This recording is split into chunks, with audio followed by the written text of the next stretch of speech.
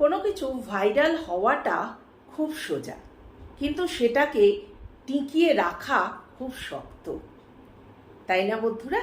তো আজকে যে বিষয় নিয়ে আলোচনা করতে এসেছি তার প্রধান কেন্দ্রবিন্দু হচ্ছে মৈনাক চক্রবর্তী। তো চলুন আসল কথায় আসা যাক।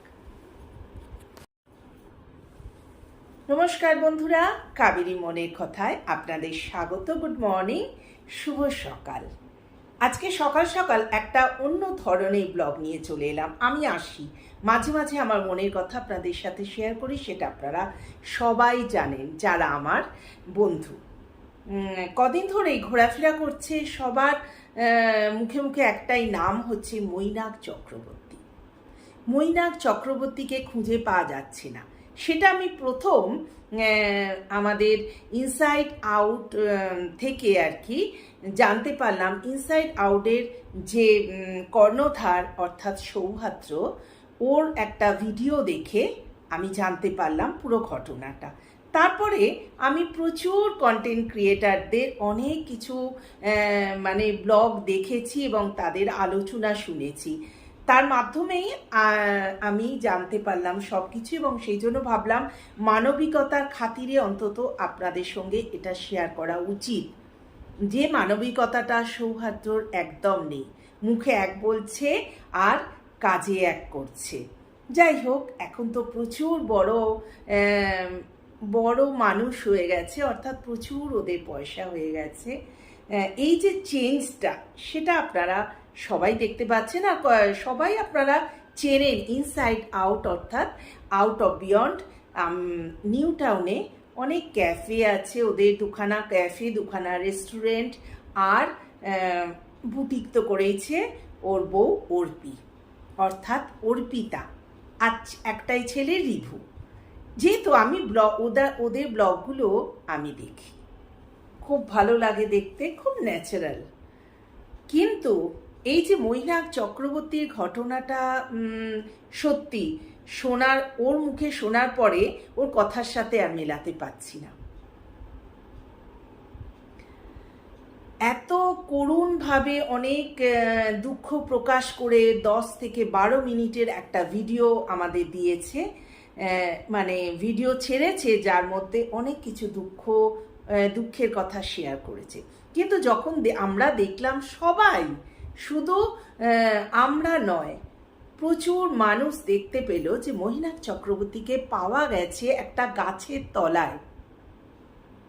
গত 7 দিন ধরে একটা অ্যাক্সিডেন্ট হওয়ার পরে ওখানেই সে বসে আছে, এবং সেখান থেকে উদ্ধার করছে বিশাখা নামে এক বৌদি, যিনি এনজিওতে চাকরি করেন। ওনার নজর কেড়েছে এবং উনি পুলিশ সবাইকে নিয়ে উনি এসছেন, এবং সেখান থেকে উদ্ধার করে এখন আপাতত বসিরহাট না, বিধাননগর হসপিটালে এখন চিকিৎসাধীন। পায়ে এমনভাবে লেগেছে যে উঠতে পারেনি। পৃথিবীর লোক এই খবরটা জেনে গেছে, কিন্তু সৌহার্দ্য তার সময় নেই, সে জানেও নি আর সেখানে যায়ও নি। কিন্তু তারই আগের দিন এত সুন্দর করুণভাবে নিজের মনের ভাবটাকে তুলে ধরেছে, এত দুঃখ প্রকাশ করেছে, সব উধাও। আসলে মৈনাক চক্রবর্তী নিয়ে এত আলোচনা আমার করতে আসার কারণ হচ্ছে আমি চাক্ষুষ দর্শন করেছি, মানে দেখেছি, এবং তার সাথে কথা বলেছি। কেন? কারণ যখন বইমেলা চলছিল, আমি মুম্বাই থেকে যখন কলকাতায় গিয়েছিলাম এবারে, তখন আমি বইমেলা দেখে ফেরার পথে আমি আউট অফ বিয়ন্ডে খেতে গিয়েছিলাম, অর্থাৎ লাঞ্চ করতে গিয়েছিলাম।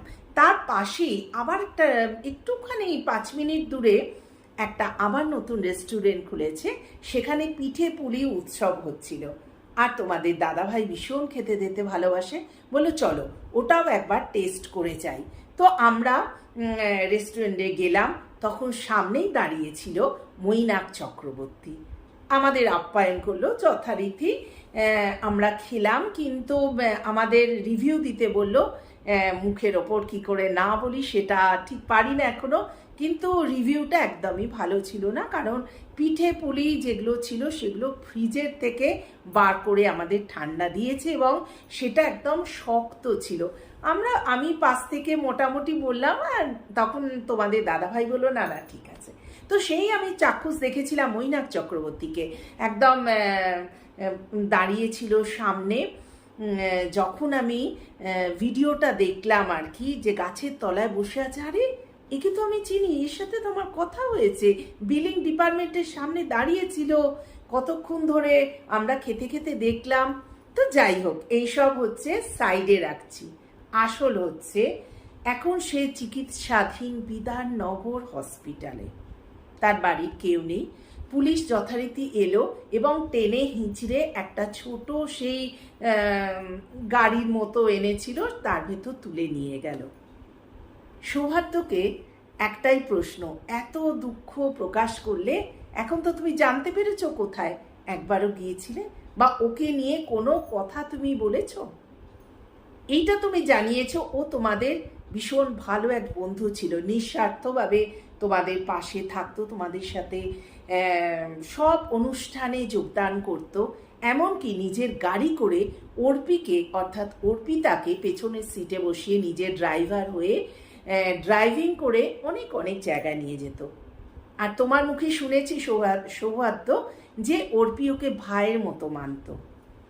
ব্যাস, উধাও মানবিকতা, মনুষ্যত্ব সব উধাও, শুধু পয়সাটাই আসল।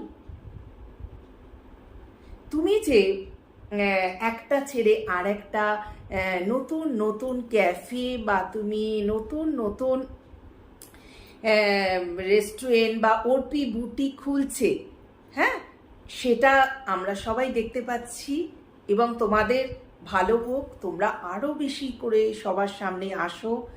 এইরকম ভালো ব্লগার, কন্টেন্ট ক্রিয়েটার সবই আমাদের খুবই আনন্দের, কিন্তু মনুষ্যত্বটা হারিয়ে ফেলো না। যাও, এতদিন যাকে খুঁজছো সে তো এখন বিধাননগর হসপিটালে পড়ে আছে, সবাই তার খবর আমরা জানছি, এক্সেপ্ট ইউ। জান, মানবিকতা একভাবে উধাও। আমরা চাই যে তোমার ভেতর মানবিকতা বেঁচে উঠুক। তুমি তোমার মনুষ্যত্বটা হারিয়ে ফেলো না সৌহার্দ্য।